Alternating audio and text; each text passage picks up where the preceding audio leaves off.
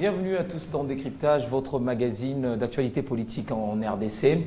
Alors aujourd'hui, nous allons nous poser une question. Est-ce que le départ de l'ancien gouverneur de l'ex-Katanga, Moïse Katumbi, dérange la majorité présidentielle?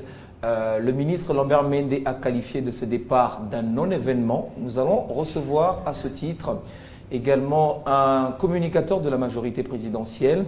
Il s'appelle India Omari Idi. C'est quelqu'un qui connaît bien l'homme, qui aurait partagé des bons moments par rapport à l'histoire de cet homme politique qui a quitté le parti présidentiel. India Omari est notre invité dans cette émission Décryptage. Bienvenue. Merci Farid. Merci d'avoir accepté notre invitation. Merci bien. Nous allons enlever les gants. Moi, je vais enlever les miens. Et vous aussi, vous avez enlevé le vôtre. Et vous allez répondre aux questions de téléspectateurs au sujet du départ de Moïse Katumbi. Mais évidemment, de quelques questions d'actualité en RDC. Vous êtes prêts? Oui, très serein. D'accord. Alors, première question. Est-ce qu'aujourd'hui, est-ce que c'est logique d'imaginer un poids lourd, quelqu'un qui était aux côtés du président de la République, en la personne de Moïse Katumbi, puisse quitter sa famille présidentielle et que ce départ puisse être qualifié d'un non-événement? Est-ce que vous aussi, vous voyez les choses de cette façon-là? Et vous allez vous rappeler dans la Bible ce que Judas a fait avec Jésus-Christ qui est fils de Dieu, qui est aussi Dieu. Et Jésus n'a pas arrêté sa vie comme Messie. Vous allez encore vous rappeler de Pierre qui a pratiquement renoncé au Christ, nié le Christ. Et aujourd'hui, nous attendons la venue de Jésus-Christ. On parle moins de Pierre et Judas, mais tous les chrétiens aujourd'hui, tout le monde entier a la crainte de Dieu, à la crainte de Jésus-Christ. Et nous continuons à prier.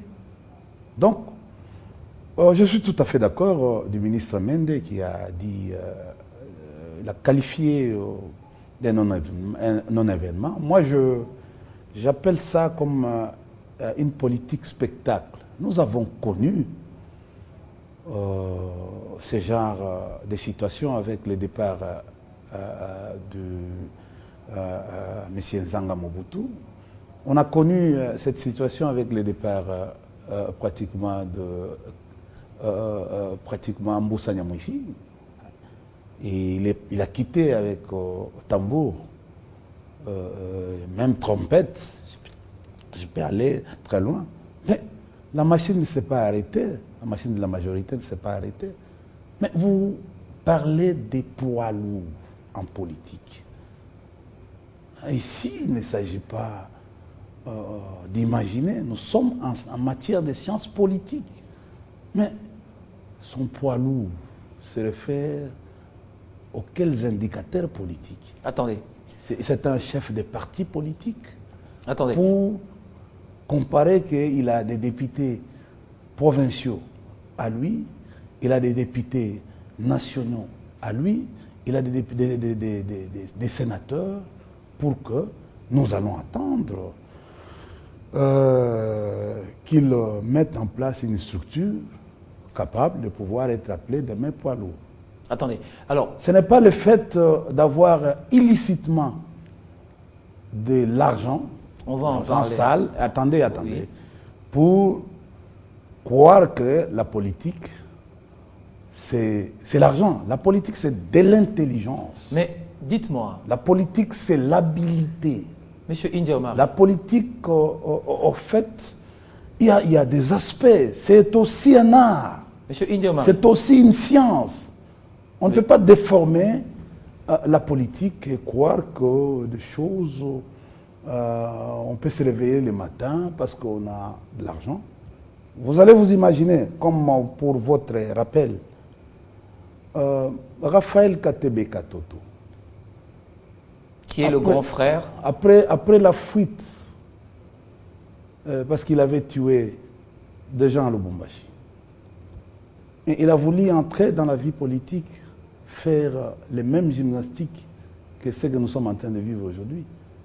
Mais aujourd'hui, il est dans l'air.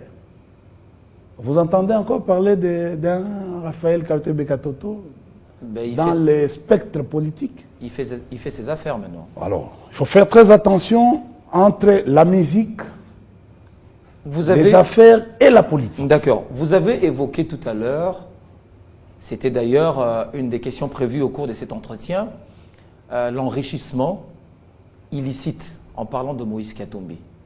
Quand est-ce que vous avez constaté que Moïse Katumbi s'est enrichi illicitement? Quand il est parti, ou bien même quand il était gouverneur de l'ex-Katanga? Et si vous l'aviez constaté quand il était gouverneur de l'ex-Katanga, pourquoi n'aviez-vous pas dénoncé? Parce que vous luttez, le pouvoir lutte également, la majorité lutte également contre la corruption. Monsieur Floride, nous sommes en train d'interagir. Oui. Il s'agit de la communication. Je vous renvoie à vos anciennes émissions. Moi, je n'ai pas la langue en poche. En poche. Alors dites la vérité. Vous connaissez? Je suis passé sur vos antennes ici. Il y a de mes émissions qui sont des archives. B1. Nous avons fait des émissions. Pour dire quoi? Nous avons fait des émissions à la RTNC. Pour dire quoi? Il y a quelqu'un qui est en face de moi, un caméraman, avec Luchi Mandiate et les autres. Et Zachary Bababassou. Vous aviez dit quoi? Parce que moi-même, je me suis rendu à Lubumbashi. J'ai fait des émissions à Lubumbashi. Où vous avez dénoncé?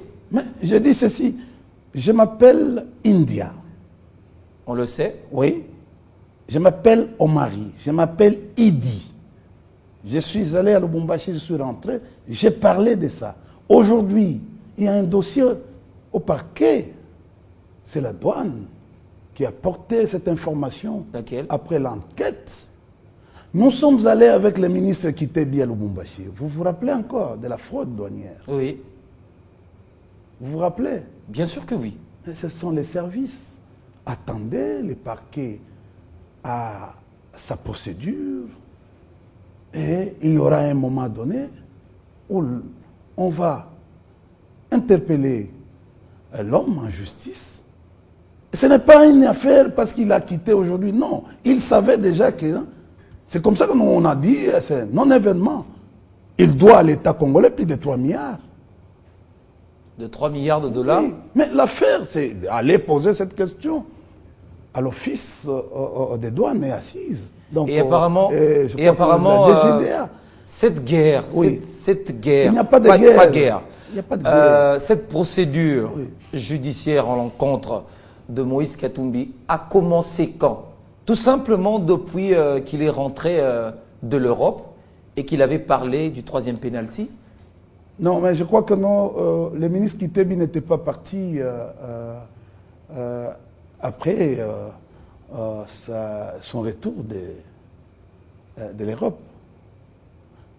Tu sais tout ce qui a été fait. C'est déjà l'avenir des locomotives n'était pas acceptable par le gouverneur. Non, mais au détriment de ces... Bon, je dis, parce qu'il voulait favoriser ces camions pour que les locomotives qui aujourd'hui... il a tué la SNCC. Vous allez voir ce qui s'est passé. Mais, au fait, mais vous connaissez Floride. Non, justement. Vous étiez à tout le temps. Vous rendiez à Lubumbashi pour des choses comme ça. C'est à moi aujourd'hui de pouvoir parler de cette affaire. Moi, je veux éclairer l'opinion. Une affaire connue. Moi, je veux éclairer Mouyambo, vous connaissez l'affaire Mouyambo? Bien sûr que oui. On ne parle pas de lui aujourd'hui. C'est combien aujourd'hui? On ne parle pas de lui. Qu'est-ce qu'il avait dit à l'époque? Qu'a-t-il dit? Oui. Moi-même, pour votre gouvernement. La lettre ouverte de Mouyambo, vous voulez dire? Oui.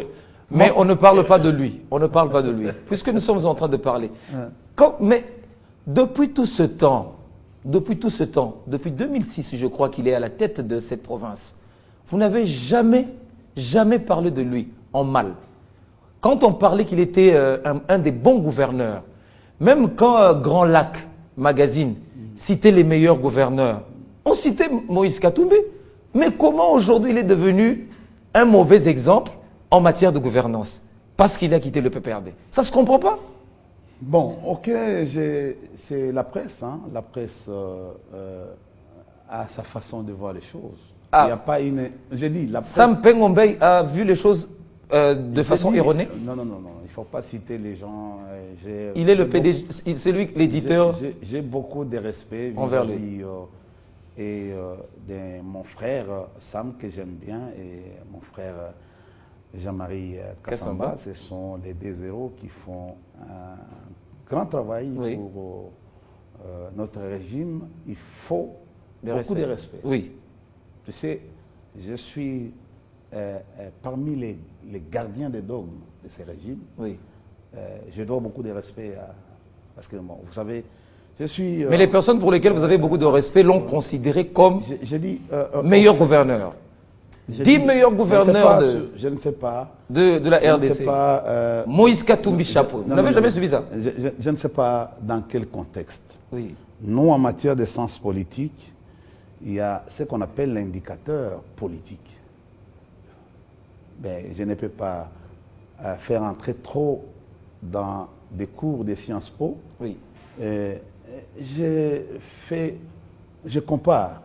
Lubumbashi n'est pas Katanga. Lubumbashi, c'est une petite ville, n'est pas Kipushi, au Katanga, n'est pas Olomami. Lubumbashi n'est pas pratiquement Tanganyika, où il y a pratiquement plusieurs territoires, en commençant par Kongolo, Kabalo, Nyuzu, au fait, Malembankulu, Ankoro, Bisangamaya Bleu, tout ça, ainsi de suite. Mais il faut aller voir. Nous étions... Moi, je suis parti à Ankoro. Mon témoin, c'est mon vieux, au fait, Mboyo, conseiller, ancien ministre. Parce que je suis allé regarder la maison de mon père. Mais j'ai vu ce qui se passe de l'autre côté. J'ai vu ce qui se passe de l'autre côté. Qu'est-ce qui se passe? Aller à quelques kilomètres d'Ankoro, Kiluba. Aller vivre ce qui se passe. Les gens qui sont en train qui connaissent très bien. Ils connaissent Ils savent. Quoi? Allez, au fait, prenez votre véhicule, vous quittez Likasi, vous parcourez toute cette savane jusqu'à Kalemi, et vous allez vous rendre compte de la gestion, soit économique, soit politique de cet homme. Ne regardez pas Lubumbashi comme Mazembe, hein, parce qu'il y a une équipe. La politique, ce n'est pas du sport. Ce n'est pas une équipe. C'est une science de la gestion de la cité. Donc, écoutez, on vous a vendu du vent à Kinshasa. Nous allons nous rendre bientôt à Lubumbashi. Pourquoi?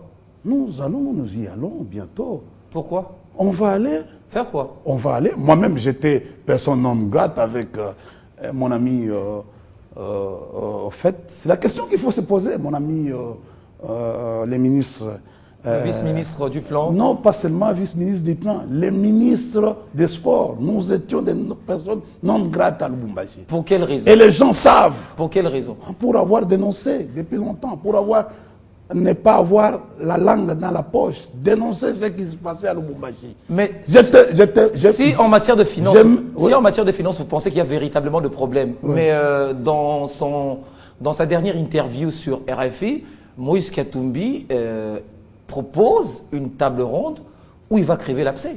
Il va citer les noms de certaines personnes, certains dignitaires du régime qui se sont aussi enrichis illicitement. Il vous appelle autour d'une table.